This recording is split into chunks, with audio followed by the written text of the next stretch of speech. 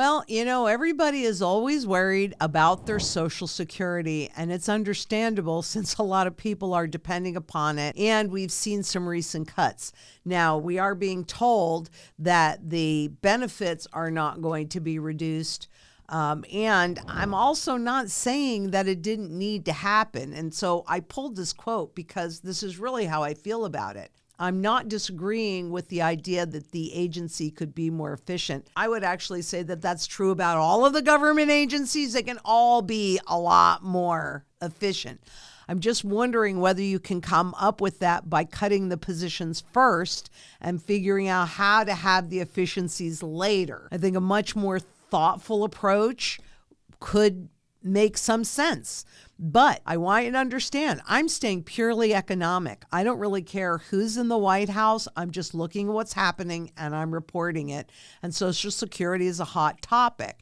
And in fact, 22.7 million Americans are brought out of poverty. Well, I don't know that they're really brought out of poverty, but anyway, it's better for them. And 73% are senior citizens. And we know that people have not saved enough. We know that most people can't come up with $500 in an emergency. We know that people that are making $250,000 a year are living paycheck to paycheck. So Social Security, especially for the older demographics or those that are depending upon for their income, is really critical. As of 2025, more than 72 million Americans and nearly 90% of Americans aged 65 or older receive some form of Social Security, with the average benefit amount equating to nearly a third of the retiree's income. So if that gets cut, it's a big problem. Plus, even though you're getting your benefits, remember, part of manipulating inflation is to impact how much more they have to give Social Security recipients. So the true buying power of the Social Security benefits who retired before 2000, my guess it's actually worse than this, but has decreased 36% since that time. So that's why I always encourage you not to get blinded by numbers. Numbers just hide the truth. You've got to look at the truth, and you've got to acknowledge your own personal experiences in this, because this is quite a serious thing, and we don't know what's really going to happen with Social Security. So far, they're saying they're not going to cut the benefits, but how is the laying off of all of those people going to impact it? See, because part of that too is, remember, Social Security is a pay-as-you-go system. And that means that my paycheck today, there's a chunk of it that goes into Social Security, not for my future, but for current recipients. And when you take into account that originally when they first, in the 30s, when they came up with the Social Security network or system, there were 158 workers for every one beneficiary. Now there are 2 workers for every 1 beneficiary. Part of the reason why I'm talking about that is that all of these people that have been laid off, and not just government layoffs, but also all of the corporate layoffs that are happening, that means those people are not paying into that system. So you need to keep all of this in line. It's just not one little place. It really has an effect everywhere.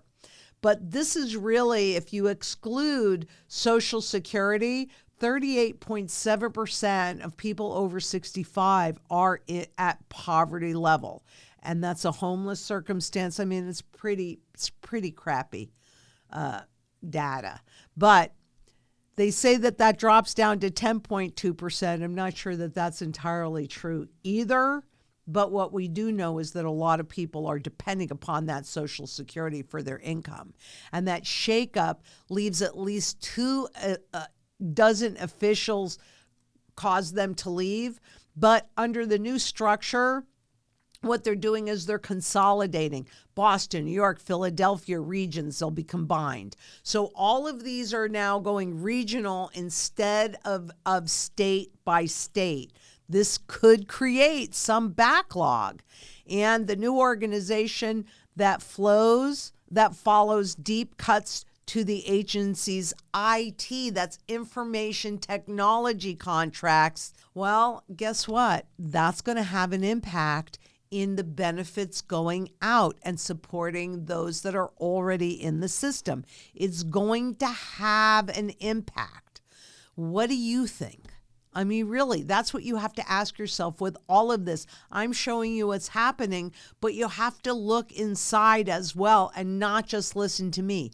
Maybe you agree with me. Maybe you don't agree with me. Let's have that conversation, because I think everybody needs to hear all sides of it. And then you can come up with an educated choice that puts your best interest first. But I think you need to create your own Social Security. That's what the strategy is all about. So if you haven't done this yet, click that link, scan that QR code, give us a call, get your sound money strategy in place. Let's have that conversation, because Social Security contractors cut off as DOJ targets agencies. So it's not just the internal workers, it's also the other agencies that are supportive of this. How the cuts spurred by DOJ could mean major revenue drop-offs to private sector companies that conduct much of the work of the federal government. So we're not just talking about the government employees or the government employees that contribute to the Social Security system. We're also talking about private employers and less going into the Social Security system to support those that are already collecting Social Security. Forget about you down the road. Now, I will tell you this, though. I remember hearing the discussions about the insolvency of the Social Security system when I was a teenager and we were transitioning from a gold-backed, or at least a quasi-gold-backed system, into a pure debt-based system. And I remember thinking to myself, Social Security is not going to be there by the time I get there. Well, I am collecting Social Security because they kind of forced me to do it. Yeah, do I think the system needs to be revamped? 100%. But I think that there will be a lot of pain for a lot of people. This is the importance of community. We have to help whoever we can. If you're doing well, that's why I planted the whole exterior of my property so that if somebody is hungry and they're walking by my property, they can pick a pomegranate, they can pick a grapefruit, they can pick a zucchini. But that's another conversation. The question is really, how will all of the cuts that are happening at this level ripple through the economy? How is that going to impact not just the Social Security system, but everybody? Because everybody's going to be impacted. That's why community is so important to me. Even Shark Tank Mark Cuban issues a terrifying warning on the U.S. economy and how Trump is fueling it. This is not about politics, so I don't want you to get caught up in that. I just want you to think about what's happening, because can this easily be the catalyst for that next depression? It can. It's like a domino effect. We saw this in 2008 when the real estate blew up, and then it was just all these other corporations blew up after it. That's what I'm really talking about. It's not necessarily President Trump, because the truth of the matter is this was going to happen anyway. It doesn't matter who was in office. This is inevitable. They need a huge crisis to take us into the next system. But the billionaire said, that's Mark Cuban, he is a billionaire, making hundreds of thousands of people suddenly unemployed had a compounding effect. That was how recessions start. But what we're facing is going to be so much bigger than just a little recession. This, I believe, will be a hyperinflationary depression. He warned Americans to not just to look at the number of cuts, but the knock-on effects of a massive surge in unemployment. This is a bigger issue than people realize. Not just jobs lost, but their families losing benefits. So your medical benefits, all of the benefits that you get as an employee in a larger corporation, they're gone. Those benefits are gone. landlords losing tenants, cities and towns losing revenue. This is how recessions start.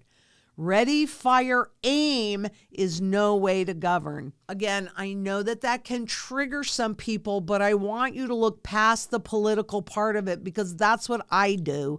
I look at the economic part of it. And when you have massive, massive jobs layoffs, we were talking about how strong and powerful this economy is and how the consumers keep consuming, even though they're taking on debt at levels never before seen with people that are falling behind in their payments. I mean, that's going to get a whole lot worse with what we're looking at. This is not going to be just a recession, because what is a recession? Everything that we're talking about here is deflationary. Okay, you guys, I know you know this answer. How? You don't have one way to fight deflation. What is that way? Inflation. That's how you fight it. So far, the Fed has been holding back, but with massive job cuts like we're seeing in Canada, they're going to the inflation camp because of the tariffs and the protection that they're trying to do. But all that does is hasten the hyperinflationary depression. That's all it does. That's what it does. Doge cuts could soon. So O'Malley is a previous employee. I'll talk a little bit more about that. But Doge cuts could soon trigger Social Security system collapse. Martin O'Malley, the former commissioner of the Social Security Administration, said Monday that the recent cuts made by tech billionaire Elon Musk's Department of Government Efficiency at the agency could result in the collapse of the Social Security system within the next 30 to 90 days. Now, he is a Democrat, but still, everything that we've just talked about, you've got many thousands of workers that are losing their positions and losing their benefits, that are no longer contributing into this pay-as-you-go system. It was bad enough when people were putting the money in and then the government was taking it out and using it. There is no money in there. There is no real trust fund. They're counting on your deposits from your working. Well, if a lot of people aren't working, that's going to be a problem. Initiatives, it may jeopardize monthly benefit payments for over 72.5 million Americans. So the question is, how would a collapse of the Social Security system impact you? Maybe you're not one that are actually doing that, or taking Social Security, and that's fine. You know, honestly, it wouldn't really impact me, but it's going to impact everybody. That's just the bottom line. A hyperinflationary depression does that. Are you ready for that? Because this is your first line of defense. You want a certain level of cash outside of it, but the strategy is built in layers so that wherever we are in this crisis, you are just fine. And the community piece of it is absolutely critical that you build that local community around you and that you reposition your garbage debt-based fiat money that's being inflated away into sound money that cannot be inflated away. Why can't it be inflated? Because it's got the broadest base of buyer, since it's used in every single sector of the global economy. This is your bazooka inside of what we're dealing with. And this was inevitable. This was inevitable to happen no matter what. It was inevitable. So I first wanted to take a look at silver. Okay, this is spot silver.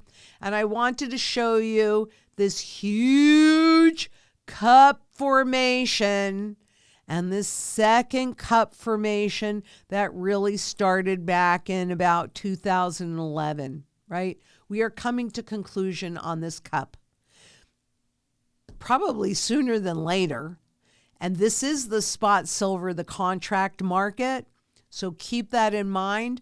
But gold and silver in any form is monetary at its base.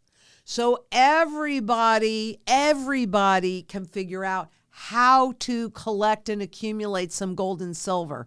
Obviously, if you're working with us, you're executing a complete strategy. But the reality is anything that you have that's marked sterling or 925 is monetary at its base. And the gold jewelry, right?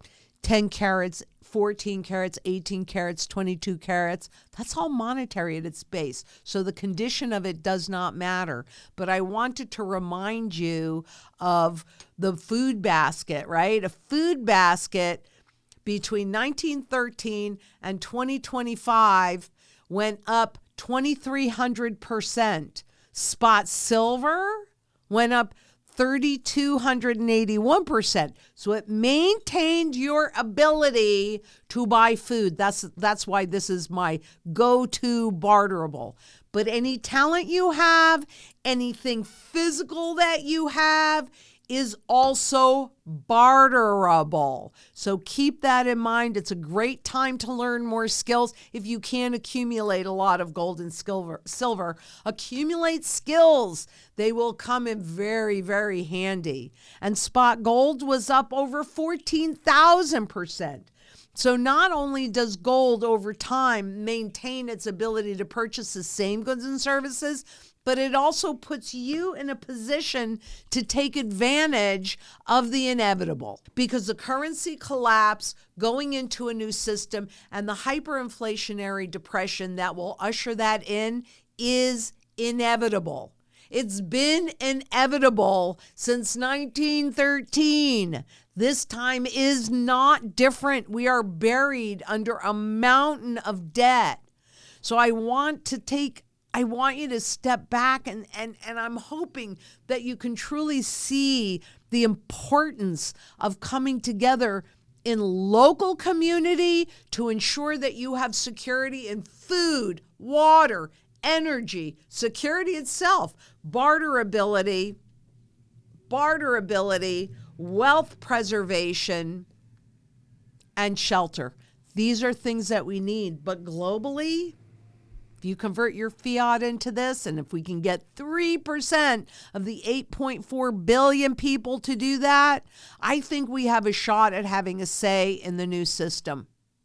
And I want that say, because if we don't get that, I don't like what it looks like going into the next generation and generations to come. I don't think it looks good for my grandchildren, your grandchildren, and all the children that come after it. For Arthur, with new baby and a little one. I mean, this is what this battle is for. This is what this battle is for. Join us. Make this happen, because I believe we can. I believe that together we can make a positive difference for a lot of people. Let's do it. What are you waiting for? Look in the mirror. Ask yourself, if not me, who? If not now, when? Because I can't do this all by myself either. I need to be surrounded by a community. I need you. And until next we meet, please be safe out there. Bye-bye.